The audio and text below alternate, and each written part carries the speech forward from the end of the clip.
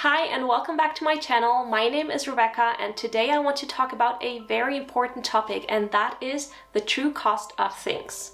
None of us can really escape having to deal with money on a day-to-day basis. We all need to buy things, we all need to spend money on things, and that is because we need to somehow, survive?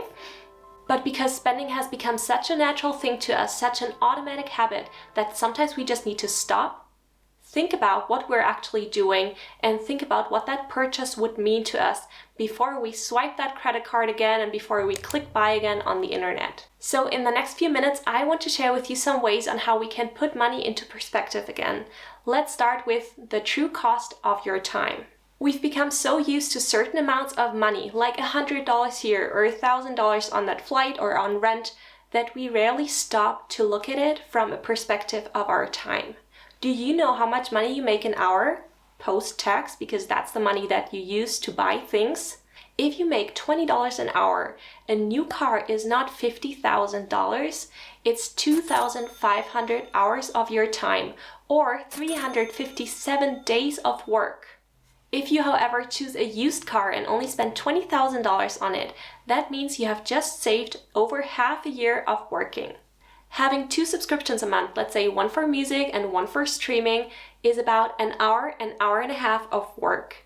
But if you're subscribed to 10 entertainment services, that means an extra 4 hours of work, and that equals half a day of work. And I'm not just making these numbers up. According to a Statista survey of 2020, millennials had an average amount of 17 subscriptions to entertainment and streaming services each. So the next time you're about to buy something, calculate how much time you're working for that amount of money.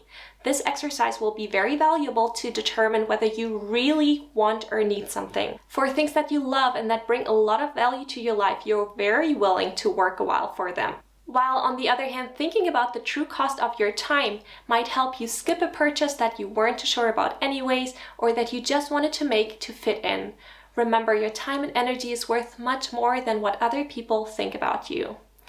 It's not only the cost of your time, but also the true cost of your wealth.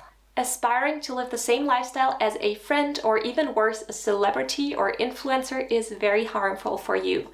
Remember that the cost of things like a vacation, a car, or a house can look very different depending on that person's income and wealth. Let's say that dream vacation costs $5,000. Let's say you have $50,000 in savings and investments, you don't have any debt, and you don't have other financial assets, then that vacation is 10% of your entire net wealth. While on the other hand, someone with a net worth of $1 million, that vacation would mean only 0.5% of their wealth. So you might be putting your financial future at risk with mindlessly spending on expensive things just to keep up with someone who makes substantially more money than you and has a much higher net worth than you. Let's talk about the true cost per use next. To determine whether something is expensive or a good deal, you have to look a bit further than just the price tag. Let me explain here. Let's say you want to buy a new t-shirt and you have 2 options. You could buy either a cheap one for $10 or an expensive one for $50.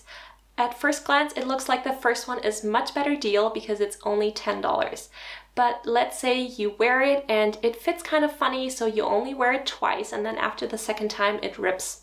So the cost per use was $5. While on the other hand, the expensive shirt might last you for years and you could wear it, let's say, 50 times, so that would equal $1 per use. There are many cases, not all cases, where cheap equals worse quality and having to repurchase it ever so often. While on the other hand, more quality items can last you for years. So obviously check out the quality before buying, because a big price tag is not equivalent to much higher quality.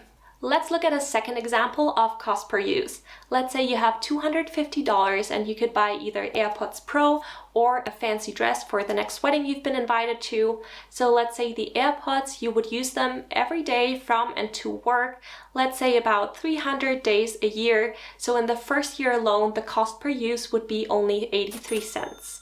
While the fancy dress, on the other hand, you might wear it on, let's say, 3 occasions in total, so that would be $83 per use. It obviously comes down to what you value in life. All of us are very different, and all of us have different things that add value to our lives. But looking at the cost as a cost per use can help you determine whether you really want to make that purchase or not. Next up, the true cost of discounts. We automatically associate discounts with making a good deal and saving a lot of money.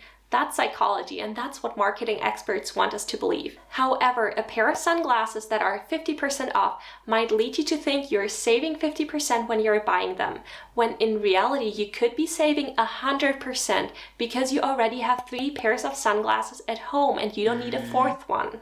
We need to be careful that we still think about our purchases and not automatically buy something just because it's on sale.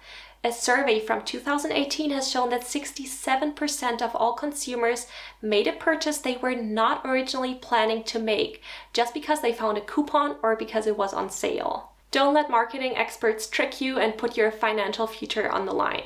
To finish off this video, let me share some questions that you can ask yourself before purchasing something if you want to be more intentional with your money. Am I buying that item to impress others or to fit in, or because I truly want it? Would a cheaper alternative do, for example with a car? Am I willing to work all these hours in order to afford this item? Do I really need it, or do I have something similar at home? How's the quality of the item? Am I overspending on things that don't truly matter to me? If you struggle with overconsumption, next week's video is about that, so stay tuned for that, subscribe to not miss it, and I will link it right here if it's already up. I hope you have a great rest of your week, and I will see you in my next video.